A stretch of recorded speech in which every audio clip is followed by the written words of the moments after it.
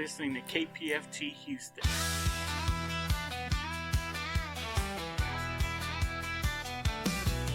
It's a little scary on Earth tonight. In all the darkness, it's kind of hard to see the light.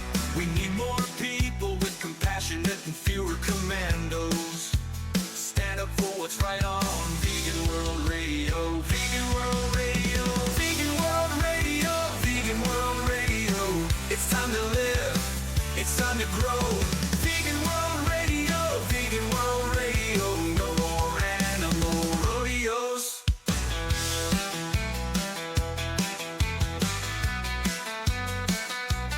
Standing up for animals is a different kind of fight. When corporations keep the truth far from our sight, but the ones who see the truth can't ever let it go. The truth is alive on Vegan World Radio. Vegan World Radio. Vegan World Radio. It's time to live. It's time to grow. Vegan World Radio. Vegan World Radio. An animal-free fandango.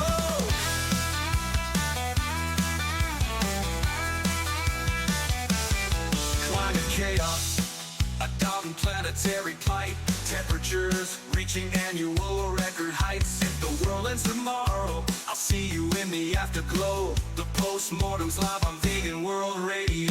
Vegan World Radio. Vegan World Radio. It's time to live. It's time to grow. Vegan World Radio. Vegan World Radio. The One Health message in stereo.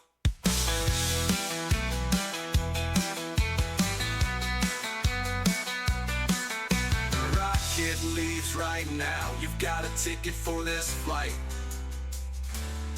Did you think we'd let you leave alone? The stars are burning bright. Strap in tight, ready for takeoff. Ignition, here we go. It's Monday night and time for your Vegan World Radio. Vegan World Radio. Vegan World Radio. It's time to live. It's time to grow. Vegan World Radio. Vegan World Radio. Let love be your dynamo.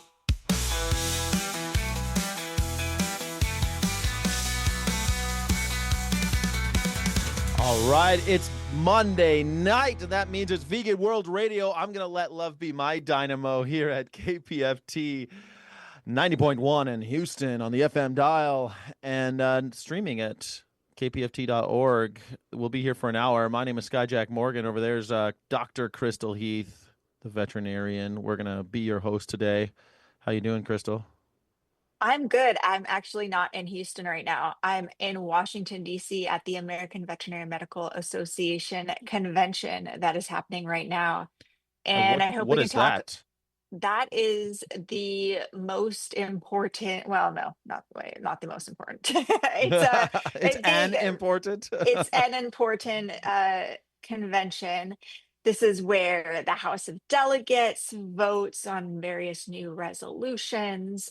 And there's lots of continuing education, and all of the pharmaceutical companies and different organizations get together to advertise their stuff to us. And I've had a lot of interesting conversations, so I hope to tell you about the talks that I've attended. Yeah, I want to get to those. Talked to people about, but first, I want to talk about something that's happening on Wednesday. Yeah, let's talk about that. Yeah, because that's like national. Okay, so let's talk about all right, I have some questions about the AVMA stuff, so I'll put those on my. Yeah, I'll put those on ice. hold. I'll put those on ice. What's this other thing that's working its way through our national politics right now involving animals? Another big important Washington, D.C. thing is the House Committee on Agriculture is having a hearing about Prop 12. Again, this Prop 12 thing, these this guys keeps coming up. Why do they want it? Why do they hate Prop 12 so much? Why do they hate states' rights so much over in Washington, D.C.? Can you tell me, can you refresh my memory? I feel like I've heard it a million times, but every time you tell me, I feel like it's the first time, Crystal. Those crazies over there in California voted 63% to pass a law stating that they do not want some of the raw meat sold in their state that comes from pigs whose mothers were confined to crates that they deemed too small. So this means most pigs, no, most mother pigs in the United States are housed in these 2.5 foot by 7.5 foot Yeah, gestation gestation stalls crates, right? for 114 Yeah. days of their pregnancy. This leads to elevated risk of infectious diseases like Campylobacter, like Salmonella. That also came up at the AVMA convention in different contexts, just how many people get Campylobacter infections every year. It's a It's killer, a right? lot. Yeah. It can kill people, but mostly we waste a lot of money hospitalizing these people who are sick with Campylobacter. Of course, it doesn't matter that people get sick. We don't care about ethics and people's welfare here. We care about our workforce. And Yeah. this means that people aren't showing up for work They ain't showed because up for work. How they, am I going to make $1 billion if my people aren't going to show up? My human yeah, resources. and they aren't going to the store and buying stuff when they're Dang sick it. with Campylobacter. Well, they must be buying Um, medicine, Crystal. They're buying something. They're going to, I'm sure that CVS loves this Well, Campylobacter. yeah, and if they don't have health insurance, then the taxpayers have to pay for it.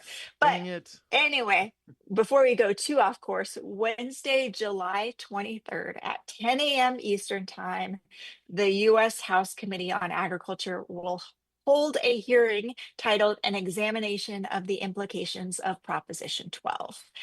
And so we're thinking there might be this potential skinny farm bill later this fall, and this week's hearing on California's Proposition 12 is directly relevant to the work that's potentially aiming to defeat the Yeah. language in the skinny farm bill that would overturn Prop 12. So So um the skinny farm bill thing kind of blows my mind. I don't know if you know, because like every 5 years we're supposed to have a farm bill, and it seems like we're not able to. It seems like we might not actually get a farm bill, but we have to. It's in the law, right? We have to have a farm bill. What's with the skinny farm bill? What's with this? Like, what are we doing here? we already passed with the one big beautiful bill a lot of the really economically important things that all of the commodity farmers, the crop farmers needed.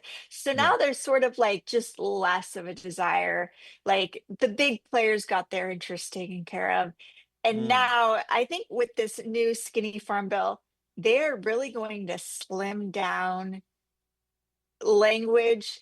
And before it was like the language, the eats act, which was meant to overturn bills like Proposition 12, the language was so broad that it had like all of these implications that affected all states' rights.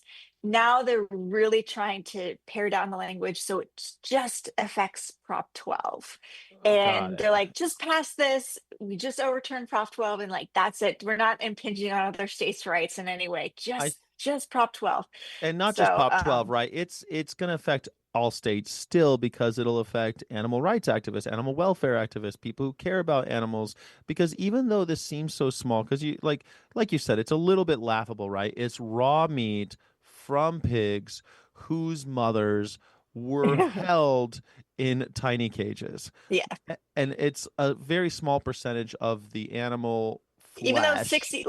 more than 60% of mother pigs are housed in these gestation Yeah. stalls, but it's only raw whole meat, unprocessed. It's not ground meat. It's a very specific, type Yeah, I of like to say, like, pork. you could still buy a Slim Jim at the Yeah. 7-Eleven if the flesh inside came from an animal whose mother was in a gestation crate. You just couldn't buy a pork chop from a pig whose mother was in a gestation crate. It seems so Yeah. modest, but I think it goes to show that even these modest proposals, if you're a Jonathan Swift fan, you'll know that these modest proposals really get people very upset, and it gets these corporations very upset because they think it's a slippery slope, right? They're gonna So this new Eats Act, or Skinny Farm Bill, whatever we're calling it now, it really is Yeah. about stifling the will of the people, as far as I'm concerned, right? People voted for it, and now it Yeah. just goes to show, like, even if you do things quote unquote the right way, and this is something we talk about with activism all the time, like what's the right way, and we all have fights about it, we disagree, but even here they did it the right way. Put it on the ballot, we'll vote for it. They did it, it passed. They still don't. They still are fighting it in the most Yeah. underhanded and devious ways. Yeah, and that just speaks to like if we are going to pass other animal welfare legislation, other animal protection bills, they're just going to do the same thing again, Yeah, where they're that's what I going to mean. try to fight it, and Agreed. they're going to waste their resources, which they have many more resources than we do. We spent so much of our resources fighting this, and we're like, yeah, we're draining them dry, but they're also, using a lot of our resources too. And our So, tax money is their resource. This is what's so yeah. galling. It's like we're using our resources to fight the people that we are funding against our will. So what's a vegan to do? Here we are in Vegan World Well, Radio. What am I supposed to do about all but this? here's the thing. So in theory, it's not very, there's the National Pork Producers Council, which is not necessarily taxpayer funded. The National Pork Board is under the USDA Agriculture Marketing Service, so is supported by our tax dollars in sort of a vague way. They get money, a certain few cents of every pig sold goes to the National Pork Board, Mm. but it's under the umbrella of the USDA. So the USDA, our tax dollars support that apparatus. And the National Pork Board, it cannot lobby for legislation. So they, in theory, had nothing to do with Prop 12 and fighting Prop 12. So I just want to be very clear because, Okay. it's not exactly like our tax dollars are fighting against us. Though you could make the argument that these industries are subsidized very heavily Well, through that's what I crop was. insurance and other programs like Yeah, that. that was the argument that I was So trying to make. that's Yes, I yeah. wasn't being as So I'm just explicit about it. Yes, yeah, clarifying for yes. the To be, listeners. I get what you mean. Yeah, yeah. To be I very get very precise. pedantic about these things. I appreciate your pedantry, Doctor, but I do want to hold firm that we are funding these corporations that are making billions Yeah. of dollars off of our humanity and off of the people dying from these curable diseases that are caused by all this flesh eating, and then also they're making money off of all these animals that are being. I mean, if you take the gestation crate alone, they're being tortured. Like, the gestation crate is a torture device. I don't know how people can see it. You look at a photo of it and it's pretty clear. I've never seen a person go, "Oh, I think this looks fine." I've never heard someone do that, right? It's I have, You as a have? veterinarian, Yeah, I'm sure you I have, I have guess, yeah. had discussions with fellow veterinarians who say those pigs are quite happy. And in fact, I lack, and I say things like, they're lacking environmental enrichment, and they're displaying signs of stereotypic behavior. And they push back and say, well, my office lacks enrichment too, and things Oh. like that. And, they're being fed, they're happy, and they're much happier than they would be if they were in a group pen fighting with their pen mates. These And are the types of the people that go, like, when I was in, I forget what state I was in, but I was driving across America and I pull over and there's this buffalo in a cage I mean, it was a small pen, but an American bison, at a gas station. And it's like, come see our bison. You look at this sad animal. I have to laugh because or else I'll cry. Because you look at this poor beast and he's just alone, and that's his whole life at on the side of the road, and he's just by the gas pumps, and people look at him as they fill up their gas. Like, it's just this bison's like in a cage in the gas station. he's What's like the in a like a pen, like a small Okay. corral, like, because you can't make it too big because the people want to stop and they want to look, so it's a viewing pen. But this is where he lives. Okay. Um, Interesting. yeah, yeah. It's quite sad, and I just feel like that's the same kind of thing. Oh yeah, well, why does it need enrichment? My office doesn't have enrichment. I don't even have a window in my office. I mean, this Which buffalo has maybe it better than we me. we'll talk a little bit more about how maybe the confinement of animals has led to the loss of humans' rights.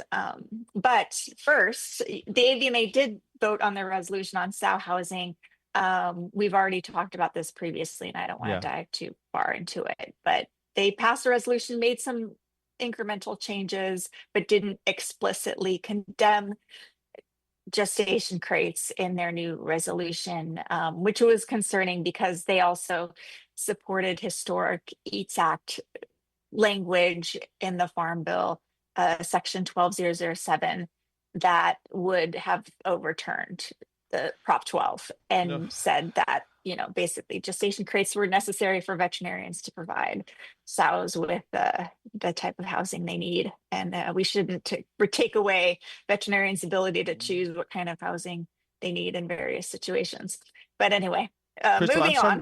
I'm starting to think the American Veterinary Medical Association is owned by the corporations that are running these massive exploitation rings. I don't know if I'm just starting to get that feeling. That's all I'm saying. I'm not Yeah, saying that it's they are.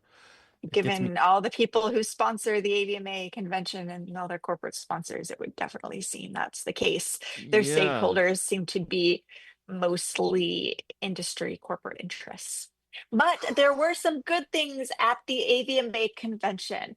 Some of Okay. us with more progressive voices did have our voices heard. And I went to, and why does the AVMA convention matter? Because what happens at the AVMA convention is an indicator of the trajectory of animal policy in the United States and really the world, because Right. the World Veterinary Association Global One Health Summit was held in conjunction, and I went to a lot of talks about that, which I'll go So into. what do you But wear at an event like this, Crystal? Are you all dressed up like in a little suit, or are you wearing an animal rights shirt that says "Stop eating animals, you bloody murderers"? Are you wearing something that's what are you wearing? What are you doing? What are you? no, I was dressed in my puffer jacket, scarf, multiple layers, because they had the air conditioning on to like 50 degrees and I was dying of cold. And everybody joked, it was like, you realize it's summer and outside it's like 90 degrees and Oh humid, yeah, DC is hot in the summer. Yeah.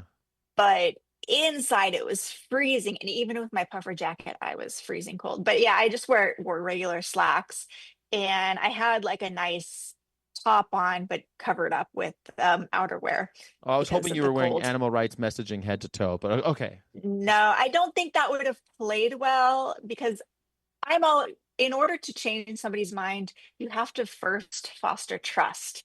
They have to know that you care about them.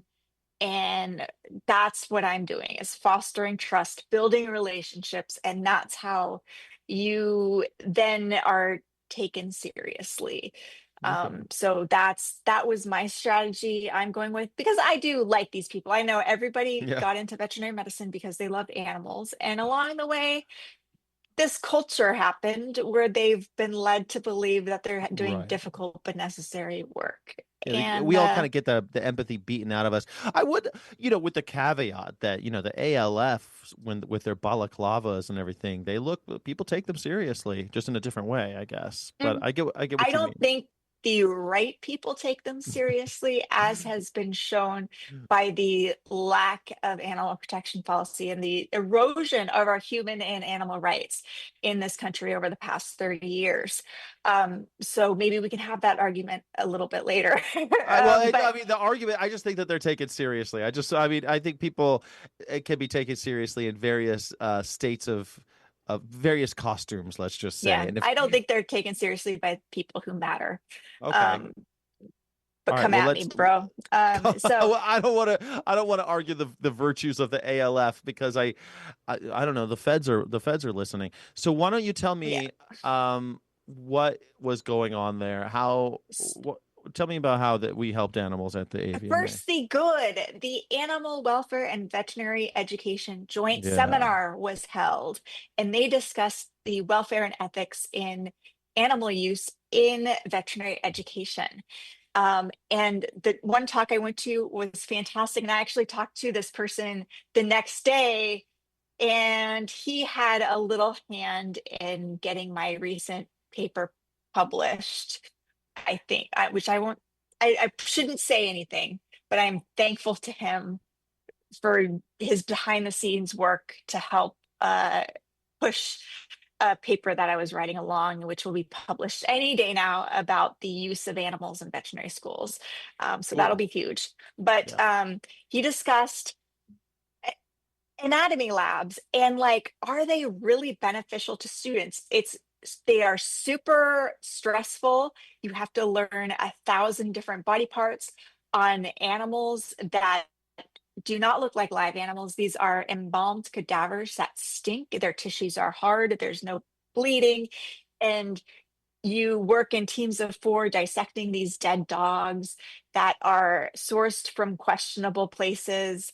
Mm. Veterinary students go in there naive, not even knowing to question how these animals are sourced and whether the objectives of this lab are even relevant. Like, does this and he just asked the question of like, does this actually contribute to veterinarians being able to be good veterinarians day one, or is this a giant waste of time? um and he kind of argued that like rote memory of these 1,000 body parts on tissue that doesn't look like real animal tissue might not be very beneficial, and it emphasized the need to like move away But from Crystal, we've these. always done it this way. What do you mean we're I gonna? know. But we've always done it this way. You mean we're not gonna get old dead animals and young dead animals, and we're not gonna get them and chop them up into little pieces and teach them how And to? turns out that this model does not effectively prepare students for becoming competent clinicians. Weird. It does not develop critical thinking skills and may even hinder students' ability to use instruments, and even make students think of animals themselves as instruments, which is harmful. He talked about the moral Hmm. aspects of this too, and how it hinders our moral development. Really, really great stuff, and suggested the use of alternatives and more transparency and communication with students and the public regarding the use of animals in education. So really, really fantastic But stuff there. you said something that kind of stuck out to me because it's something that's near and dear to my heart. You know, I try to talk about this on, and a lot of my work is the advocacy for more critical thinking, which is, I think, in essence, questioning the status quo, questioning authority, challenging those things. And I mean, do we really want critical thinkers? Is that what the profession I mean, I do. I mean, Yeah. but is that what veterinary schools want? They want critical thinkers, people that are going to challenge all this.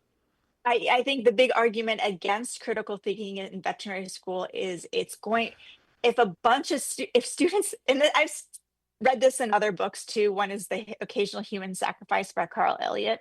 He talks about medical school and other things, and it's like, if you have a bunch of students questioning the curriculum all the time, Mm, that can be exhausting. And at some point you do need students just to do the thing mm. and not be constant. You can't have a bunch of students doing a bunch of different things, but maybe actually you can. Maybe, and that maybe we actually should. So Maybe I some think that standardization or that's always been the pushback of like, we have to keep these students in line, or else it's going to go off the rails and everybody's going to be doing their own thing, and we can't have that. yeah, you But can't just have it your way. What is this, Burger King? maybe we can. We are paying hundreds of thousands of dollars a year for this education. So Well, yeah. I mean, I guess that would be the thing is to try to promote critical thinking and challenging the status quo. I guess, I don't know. I studied the humanities, I wasn't one of those locksteppers. I had a different career path, and especially academically.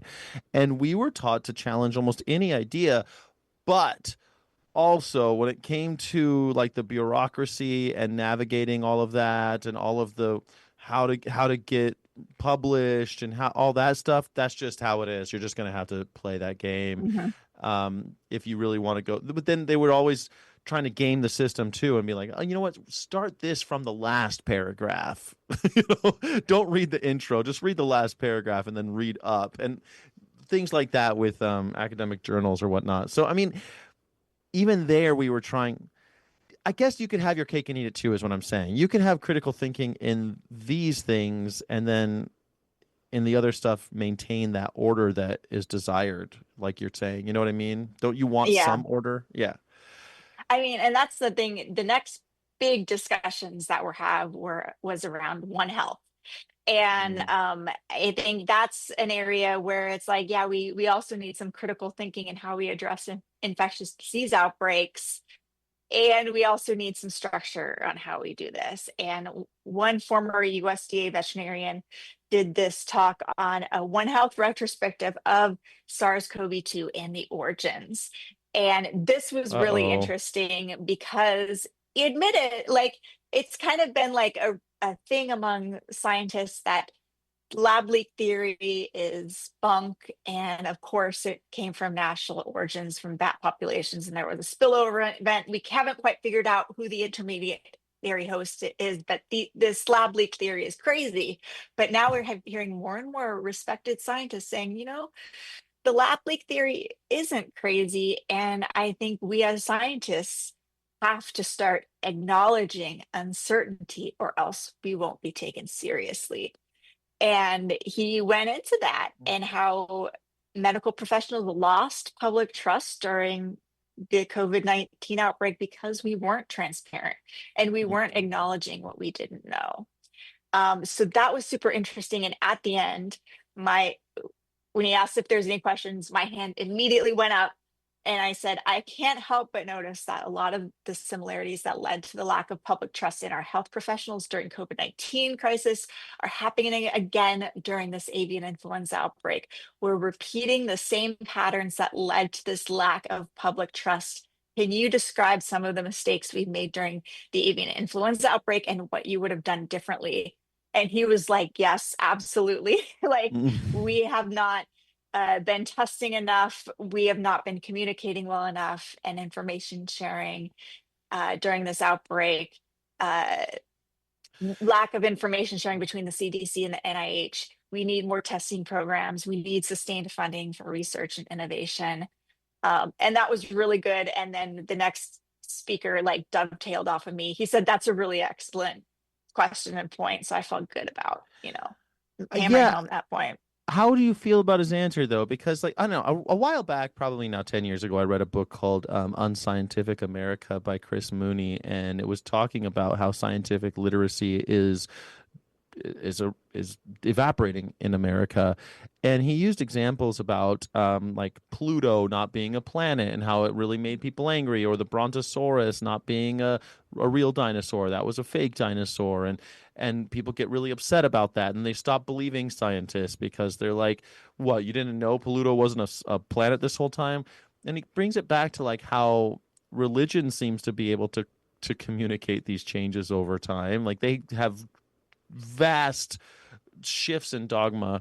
They have vast shifts in what they preach, and yet everyone seems to be able to go along with it. But scientists never seem to be able to communicate those things. I think it's, they say, well, NIH and CDC should have communicated more. All right, well, that's great. How does that help, like, the layperson have any faith in scientists? Have loved for him to say how the industry influenced this outbreak, because the big thing was like, we were told, don't worry, it's not being transmitted in the milk. It's not going to the milk supply. Then we find out 20% of milk is infected with H5N1. Don't worry, pasteurization kills the virus. Then there were studies saying pasteurization may not kill the virus. Right, that they were finding nucleic acid and of I'm the not virus saying, in before you pasteurized come milk. after me, I'm not saying drinking pasteurized milk is not safe, but yeah. No, they seem to dismiss those things out of hand because it behooves the corporations to do so they can maintain the status quo. And I understand that desire, but they're also really good at communicating that stuff. They get it out there at the corporations end. Know how to market. They know how to say things. They know how to persuade. Scientists do not know how to do that. We're not taught that. Corporations hire communicators to do that, and I feel like scientists never even they have bought that line that STEM is the only thing that matters. Humanities is BS. We don't need these humanities majors with all their wishy-washy poetic BS and jargon. We want CDC and NIH need to be PRQs and TSTs and get your TPS reports in order. I mean, it's just like, no, like what you were saying. I read your notes and I'm like, man, it just seems like this is more of the same it's just scientific navel gazing. Like, I understand, and I even agree that there were so many mistakes in COVID, and it did erode the public trust in scientists and in science.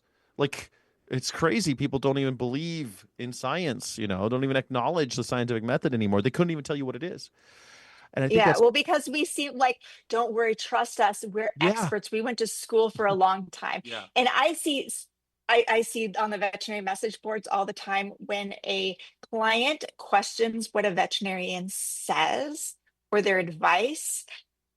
A lot of veterinarians think it's clever to like comment back, did you go to vet school? Or like their breeder says yeah. something and they comment Hmm. back to the breeder, like, did your breeder go to vet school? Right. Like that is just because you went to vet school, you know more. No, you cannot make that argument. Where did you go to college? Abs- Hmm. Absolutely. That is Yeah. so toxic and so harmful, and we need to do better. So, I'm just glad that we're opening the doors and we need to train more science communicators. I'm going to work on myself and how I can be a better communicator of science, and maybe start inspiring more people to be good veterinary communicators, because the ag industry is training their people on how to be good persuasive communicators. That I heard that a lot too. It's like we need some of those elite farmers to start Hmm. setting an example and communicating to their other farmer friends how they should be doing this. Yeah. I think we need to develop those skills too. It's really funny because when I was in college and I was kind of a famous poet and I fancied myself and I did my first big trip to New York where I was doing readings and meeting these other famous poets who I'd never met before who were also getting published, and we all thought we were really hot, in that little world. And when I went to New York, I was like, how are you guys all afford? Now I was living in the San Francisco Bay, but in New York, I was like, how are you guys affording to live here? This is insane. And almost all of them worked for either corporations like the ones we're talking about, or they were working writing copy for those types of corporations, writing communiques and whatnot, or they were working for get this, um, uh, what do you call it? Like the unscripted television. What do they call reality TV? They were all working for reality Mhm. TV and writing there are no scripts, right? But they have a story beats they have to meet and all the other stuff. They were all working in this stuff that we think that writers aren't needed, but they are. That's where they were making all their money. So I feel Yeah. like if scientists did the same thing, maybe we would be better off. Maybe people would understand why Pluto is no longer a planet and whatnot. Yeah, absolutely. But some other were great things. Yes. This was the 11th World Veterinary Association Global One Health Summit. Lots of cool data on the impact of antimicrobial resistance, which could reduce our GDP by 2%, 70%, 75% of emerging infectious diseases in humans originate from animals. Um, at over 80 million, 800 million people worldwide 800 face million. Yeah. chronic hunger, and more than 2 million lack regular access to safe and nutritious food. And the two lovely people spoke about veterinarians in the future of food security, aquaculture, insect protein, lab grown meat. Hmm. Got to see their rehearsal, and I didn't get to see, their final talk and the audience reaction to that, because I was busy tabling for the National Association of Federal Veterinarians. But I did come back for their final discussion, and it seemed like they got a lot of positive reaction. One person said that they were very happy that one of the speakers was a venture capitalist, and he said that um, he wasn't here for anything except to make money. Mm. And that played really well because it's like it shows an honesty, a lack of hypocrisy, and which is why I think economic arguments really work better than ethics or welfare arguments. But that's just me. Especially, it plays well with veterinarians who are all about the economic arguments. I'm sure that Andrew Um, Tate would agree. I mean, I know. this is where I think like, oh yeah, we got to make that paper. Yeah, it's all about I'm here to make money. I'm not here to make friends and all this. Like, to Know me your that audience, I guess. yeah, I Play guess to the so, man. But audience. it's like that's exactly what I'm annoyed with this whole with so many things. It's like we can say in the same like you did, and I'm not faulting you at all, but like, we're saying 800 million people worldwide are not going to eat. They're going hungry. Yeah. They're facing starvation, not because of a lack of abundance. We are living in abundant times. We could feed far more people on planet Earth than exist today. We have a distribution problem, and that distribution problem is at the hands of these people who are into profit over people. This is I'm here to make money. I'm not here to feed people. Like, this is exactly the problem. And how do Yeah. we change those people? Like, I want to feed those 800 people because they're part of the grand human experience. And I know that might sound naive to people, but maybe Mhm. we need a little bit more hope and love in this world and less of this jaundiced eye of pure profit motive, you know? Dang it. Well, maybe, but how do we get in there? One person said, because I kind of I was a little mused, and during their rehearsal, I said, veterinarians have been granting public trust in modern intensive animal-based protein, and we now need to be the ones to foster public trust in animal-free methods of protein production. They're like, oh, we're going to use that. That sounds really good. But somebody did say, you can't just come in here and expect us to trust you. Um, Mm. but I would have. They did a really good job at shooting down that comment. But I would have said, Cargill's been around a long time, and I don't trust them. You know. Yeah, I feel the Um, same way. I also say, like, okay, well, don't trust me. In fact, when I do my YouTube show, I'm always going like, hey, don't trust me. Don't take my word for it. Google stuff. Do your own research. Google everything that everybody says. I mean, yeah. everything that everybody says you should double check. That's critical thinking as well, by the way, is to check your sources. Like, okay, that sounded good. Wait a sec. Like Noam Chomsky always says, with the higher degree of confidence that someone tells you something, it should be the higher degree of skepticism, because that confidence that someone tells you something with forces you to like, oh yeah, this guy's is telling the truth. But that's like it's a trick of evolution, right? You're being tricked by your own guts. Really, you should Mhm. be going, this guy has a lot of confidence. I should double check this guy. Yes, You know? exactly. Yeah, and what you're saying is totally, how do we convince these people? Well, I don't think that this 2% reduction in worldwide, what's it, GDP, 2% GDP because GDP. of Yeah. antimicrobial Mhm. resistance, which is basically, super bugs, is going to cost us 2% GDP, and that 75% of emerging infectious diseases humans originate in animals. Clearly, no one seems to care. So it's like, I don't know, to Yeah, tell well, that's people. not the nail in the coffin, but it's all about momentum. And Yeah. everybody wants to jump on the bandwagon. And if we show, hey, this is the way the wind is blowing, get on board. And I think that might be the thing. But Yeah, I and mean, I I think think, just in the yeah. enthusiasm in the room of veterinarians being like, oh, this is where we're going, this is where we're heading, this is where we're going to protect our public health and our food security Yeah, I is guess you're investing in right. these innovations. Yeah, every Um, time I point out that Tyson is one of the largest investors in yeah. animal free food, people like, what? Yeah, because they know stuff we don't. They got numbers we don't have. We're not privy to. They understand that the writing's on the wall and we can't be doing this forever. I think that's why. Mhm. I think that's the obvious reason why they're investing so much in animal-free agriculture and animal-free protein. But I want to also just take for a second, ask everybody, if you if you're really cool and you like what we're doing. This is Vegan World Radio. We talk about animal related issues and politics and current events. I'm talking with a veterinarian here, an expert in the field. And this is at kpft.org, and it's 90.1 on the FM dial in Houston. If you want, you can go to kpft.org. Donate a little money. I think if you donate $100, they'll send you a really bomb T-shirt that says Vegan World Radio on it, and it's my favorite T-shirt that I have in my collection, and I think you might enjoy it too. So consider going on there. You know that public radio, I am a huge supporter and consumer of listener supported radio, and I'm terrified about what's going on with the big beautiful bill and the rescission package that just happened. About something like almost $2 billion have been erased from public news and public services like the ones we're providing right here on KPFT. So please consider making a donation and keeping the dream alive. Yeah, absolutely.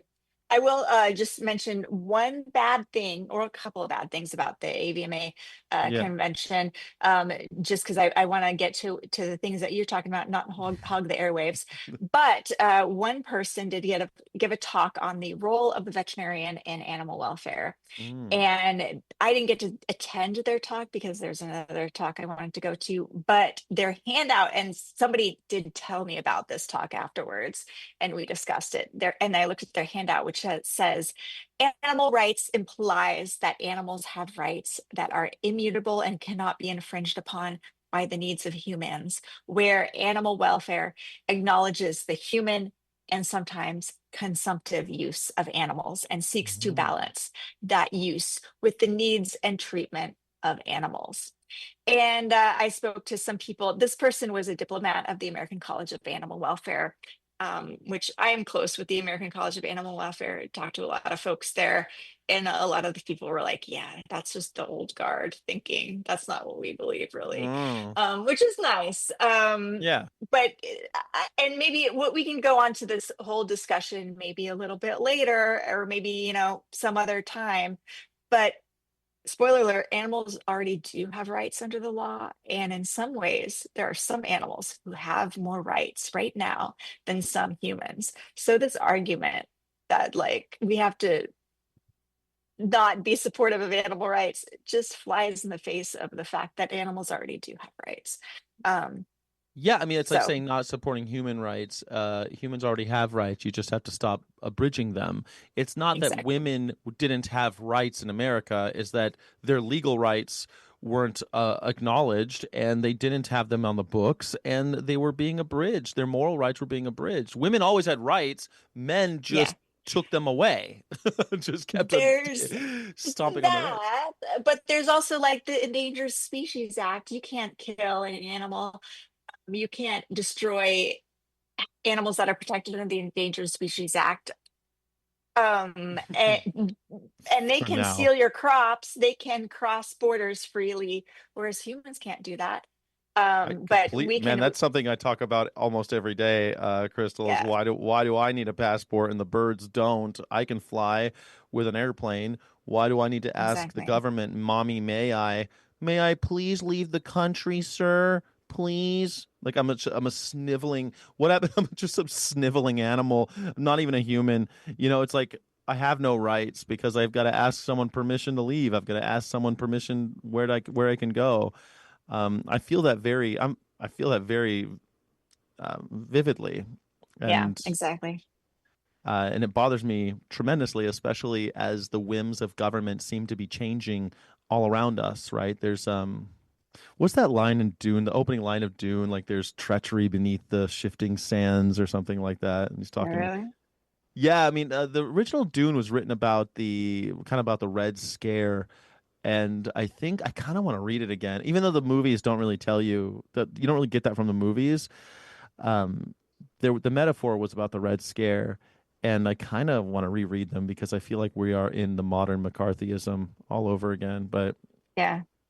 I mean, I Well, I will finish with this final thing that the most controversial thing talked about, the most thing that caused the greatest uproar among veterinarians, was this talk how veterinarians can improve animal welfare in commercial dog breeding kennels. hmm, And there's an article that came out after this talk that says, "Adopt, don't shop" is a popular slogan, but may not apply to everyone. Breeders help fill this gap and are a critical part of the supply of future generations of dogs. wow, And how'd that make you this, feel? I was just like, wow, that's just like saying ban fur is a popular slogan, but may not apply to everyone Yeah, who wants to slaughter animals to wear fur. Like, what does that even mean? Like, I what the don't hell? know what that means. That was Um, a stretch, wasn't it? Like, wow, yeah. Yeah, it might not apply to everyone who wants a dog. So adopt, don't shop. Forget about it. yeah, It's these we have slogans. Mm. Yeah, we have so much evidence to show that puppies raised in commercial breeding establishments have high rates of serious behavior concerns. And the only role of veterinarians in this conversation should be to shut these places down. So it's really surprising that not only would they have this talk there, but that the AVMA would then write a news article highlighting this talk over all of the other wonderful talks that were had. I wonder what But would be their motivation for something like that. you know, I sat across my table that I was tabling at, sat right across from the AKC, and I didn't talk to them, but yeah, The American anyway, Kennel Club's an interesting organization. I have a yeah, lot of, my mother was a breeder, and I have lots of problems with the AKC, and she ended up having lots of problems with it too when she kind of woke up, and yeah, it's such a, it's such a difficult thing. People want there, to have yeah. dogs, and or do they, or have they been tricked into wanting It's to all have dogs? marketing. Oh, is It's, it? of course, it's not an innate consumer demand to have a defective dog with a smushed face who can't breathe and can only Right. give birth via C-sections. That's marketed to people. Most people care about animals and want to protect them. So this whole AKC thing is Yeah, I mean, BS, and it's a multi-million-dollar a year organization. Their CEO makes over $1 million a year. It's a nonprofit. There you go. yeah, I mean, I Um, would go even further and say, hey, maybe the whole having dogs thing is a marketing thing too. There's a reason why dogs are in TV and movies, and more than 50% mm, of American households have dogs all of a sudden, and it's not a human thing. Most cultures I don't. don't know. Most Humans cultures from aren't that crazy. several thousand years ago, and dogs and humans evolved together. It wasn't because of marketing. It But was kind of then become. we would see people having dogs in their beds in every culture across the world. That would be a human thing, but it isn't. It's an American thing. Most No, cultures don't. Most cultures don't have dogs in okay. people's houses. Even if you go to Mexico, they're not that crazy about dogs. Not like us. Like I don't know. When I went to Mexico, people love their dogs, and their they dogs love everywhere. their But dogs they were, everywhere in the streets. yeah, and some are very well cared for, and Yeah. there's a reason why there's dogs in the streets, and they're not like putting poison out and killing all of the dogs because Yeah, they there's don't want just to too kill many. them. I'm not saying they hate them, Crystal. I'm Yeah, just saying they don't all want to bring them into their houses and put them in baby cribs and strollers and backpacks, and like that's an American thing that every house has to have a dog living in it. and Over maybe a Korean 50%. thing. Let's I think the Koreans are adopting that lifestyle. Are they adopting the fur baby lifestyle? I don't know. Yeah. I think it's marketing. I think it's a whole it's a way for people to make money, and I think that's why it's so bothering. And I know people think I'm an extremist every time this comes up because they're like, Mhm. "What? You want everyone not to have dogs? What are you gonna do with all the dogs?" Man, I don't need to solve all the problems. I just think it's a little bit of a. I think your brain has been hacked. Yeah. You're probably not supposed to have all these dogs. Um, Anyway, the AVMA closed with a fireworks celebratory closing that's ceremony, pro which animal, is, isn't it? Everyone loves yeah, animals love everyone fireworks. loves fireworks. Classic AVMA. Yeah. Animals Anyway, love fireworks. Yes. See, you were the crazy vegan there, saying, "What's up with the fireworks? Don't yeah, you I didn't know?" go to the closing ceremony because I don't do crowds and people, but I just saw in their Instagram posts that they're like fireworks and ice cream made the closing ceremony of the Megan Trainor concert. That yeah. Well, I was thinking about how, we talk about animals so much, and it's clearly like it's clearly our focus, but this is also Vegan World Radio, and I kind of wanted to ask you about vegans. We don't really talk about vegans very much, and They're the veganism. worst. They're the worst. They're the worst ones. And every time veganism comes up, like in online or where you're going to find people who either aren't vegan or just the uninitiated, you'll get people telling you like, well, 80% of the people who go vegan, they don't stay vegan. And you hear that a lot. You've heard that before, right? I don't even Yeah. yeah, they say like all these people you can't stick with it. It's impossible. And you get this kind of ex-vegan phenomenon, and there've been a lot of famous ones, like in our circle, like Cosmic Septic, and Alita Breezy. There's been a lot who are kind of famous vegans, and then all of a sudden they're not vegan anymore, and they do a little video. It's kind of like this whole this whole ritual now.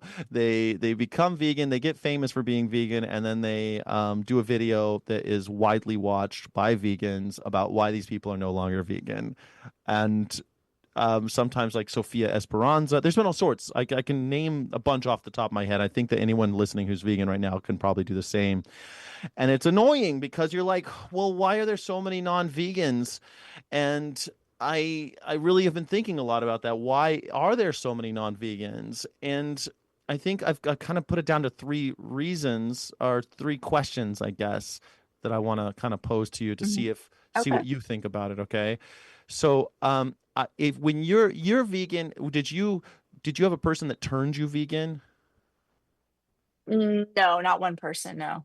Yeah, I think that when you do and you have a person that turns you vegan, you end up more likely to go ex-vegan because you're kind Mm. of piggybacking off of somebody else's ethos. You're somebody convinced you, and if that person falls or as somehow is degraded by some other flaw in their personality or something else, you're like, oh well, I guess everything's done, and I'm not going to be vegan anymore because they failed in that regard. You need to kind of get there on your own. You can't be Yeah. turned vegan. Or like I feel like people's consumer habits are really influenced by their friends and people around Mm.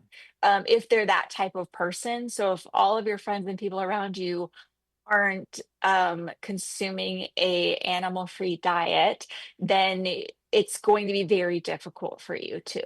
But I personally am a loner, so that doesn't really Mm. make any difference to me because I don't hang around people and I don't have Yeah, any I mean, friends. habits are, I So get what you mean. Like habits are contagious, right? So if we're around people that overeat, we tend to overeat. If we get mhm, people that are gym rats, we tend to work out more. Like it's just this, that's a well documented thing. I totally get what you mean. And if you're a loner, maybe it's a little easier to make your own decisions, but we're always mhm, influenced, yeah, right?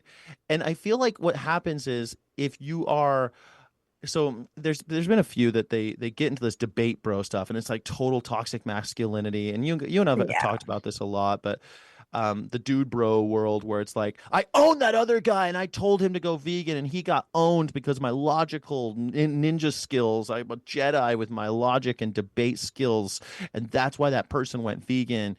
And okay, you owned that guy and now they went vegan, but what does that even mean? Like yeah, I f- and I think that when they're alone, when they are alone, you become your worst enemy and you start coming up. Now you're debating yourself.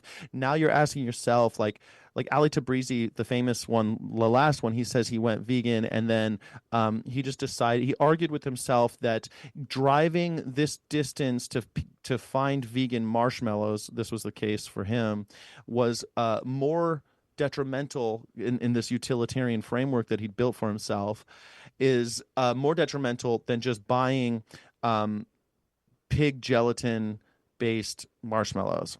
And it wasn't a principle thing to him, it was a utilitarian math problem. And when you're just stuck in this cycle in your brain, a toxic one, I think, you're going to end up becoming, you're going to out debate yourself. You're going to debate yourself. yeah. That's the thing about people who are really good debaters Yeah. end up being really horrible people because there's nobody who can challenge them. Right. And you see this with like cult leaders who convince themselves that like doing horrible things to people is fine because Justifiable. they've like been able to debate anybody who said like, hey, actually what you're doing is bad. And then Hmm. they can make all these arguments like, oh, I can treat women this way, I can manipulate women, I can romantically pursue all of these women.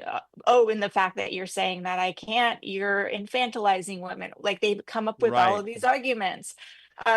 And You they're all know, and utilitarian arguments too, yeah. I would say. And that's the other problem. They're not living the, I think the goal of your human self should be the goal of being human should be cobbling together your own personal philosophy so that we can navigate a complex world and not just like I'm utilitarian and that's it and that's all I'm going to do. That's I'm going to see the world through one lens in all cases. That to me is like Nazis were that's what they did. utilitarians. Basically, yeah, I would. Yeah, that's a more complicated thing, but yes, I think they were basically a perversion of the utility of Jeremy Bentham Mhm. utilitarianism.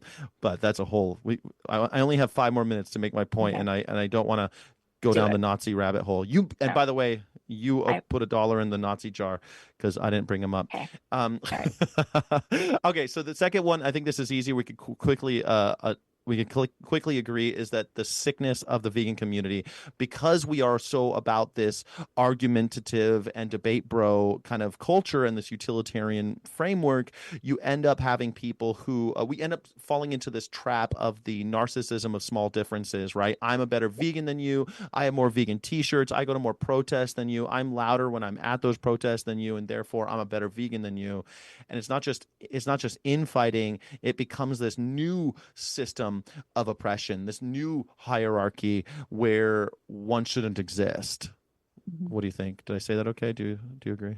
Yeah, I get what you're saying. It's almost like the people who become vegans are the ones willing to shirk social norms and what everybody else is doing around them. Um, so any sort of new marginalized group of people movement who are actually doing good things, it has a tendency to attract a lot of narcissists, people willing to go against everybody else. Well, I think it turns them into narcissists, though, because Yeah, and we're it does make because we're focusing on this small differences. We're focusing on this one area, and we're saying I am better than everybody else because I now consume this diet, which is not true. And the problem because the about animals and it comes from the idea that the animals are suffering more than anybody else, and so therefore nothing else matters except for what's happening to the animals. And there are more animals suffering than humans, so therefore, we can't care about human rights. We should only care about animal rights. My issue matters more than any other issue. Veganism matters more than anything else. So there you go. Okay, so here's my thesis then, because I think that this all comes down. I've only got like 90 seconds left. Okay. So the biggest problem with this is that we're seeing veganism as a diet, and I think just like you just said, like we've talked about this before. I don't think veganism is a diet, but that's I think a hill that I'll die on, and no one will care because no one agrees with me anymore. It used to be veganism was a philosophy. It was an ethical framework. And when you're confronted with those ethics, we're able to make better decisions about individuals and about how we interact with those individuals. I am for total liberation, and therefore I'm vegan. It's not this whole I don't eat animals because it helps the environment and somehow lowers the amount of antibiotic resistance that I might cause. I'm not doing these things in this this mathematical framework. I'm trying to interact with the world without enslaving others, because I respect every individual, and anyone who's met a dog knows that they're an individual. They're unlike any other dog in some way, right? They're having their own unique experiences. They're their own dog. We know that every animal is an individual who's unique and is worthy of our moral consideration. And if I think of people like Ali Tabrizi or some of these other people who have become quote unquote ex-vegans had confronted those ethics earlier on, then maybe we could stop having this ex-vegan phenomenon happen. So I'm trying to get rid of this toxic debate bro culture and this toxic narcissism of small differences, and start interacting with other individuals by noticing and acknowledging their sanctity and the sanctity of their lives. Yeah. Well, I'm disgusted by animal-based protein production, so I will not eat those things. But we are reaching the end of the hour. But if you have missed any of the show, you can always hear it again at the archives at kpft.org. Please tune in again for Vegan World Radio next Monday night, 7 to 8 p.m. with Patrick and Ocean. And thank you, Blue, our sound engineer. And do keep listening for more progressive programming here on KPFT 90.1 FM Pacifica Radio in Houston, Texas. Yeah, and I'm Skyjack Morgan on YouTube, by the way. That's just who I am. Bye, everyone. Thank you. See you in 2 weeks. It's time to grow. Vegan World Radio, Vegan World Radio, no more animal rodeos.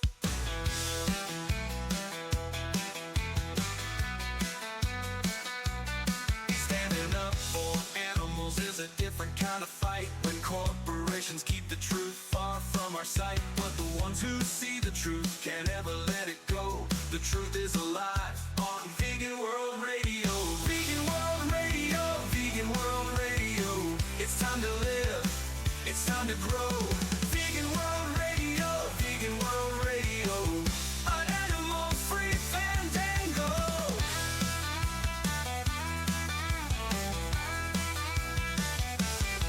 Climate climate chaos, a down planetary plight, temperatures reaching annual record heights. If the world ends tomorrow, I'll see you in the afterglow. The postmortem's live on Vegan World Radio. Vegan World Radio. Hey there, join me, Tom Hartman, at KPFT's soiree on August 9th. I'll give a talk about the state of the nation after music provided by Grant Peoples, the self-described tree hugger that watches NASCAR. There'll be a Q&A session and a book signing afterwards. Date and time are Saturday, August 9th, 7 to 9 p.m. Doors open at 6 p.m. Location is Emerson Unitarian Universalist Church at 1900 Bering Drive in Houston. Tickets are $40 at the door or at the event link on KPFT's Facebook page. Students pay $25 with a valid student ID at the door. If you're concerned about the direction the country's going, come join me, Grant, and a bunch of like-minded people on